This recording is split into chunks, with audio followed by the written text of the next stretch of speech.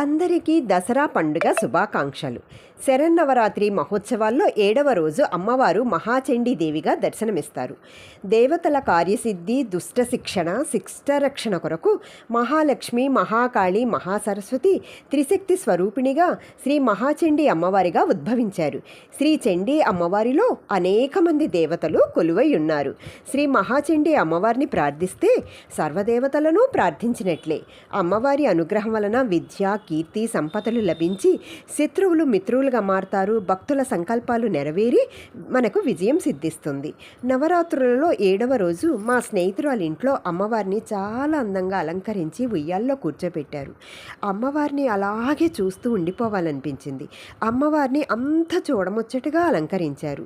లలిత పారాయణము, మణిద్వీప వర్ణన పారాయణము చేసి అమ్మవారికి పులిహోర, పొంగలి, పానకము నైవేద్యంగా సమర్పించారు. అమూల్య నామము నీదమ్మ అమృతవల్లి తల్లి, ఆనందరూపం నీదమ్మ ఆదిశక్తివి తల్లి.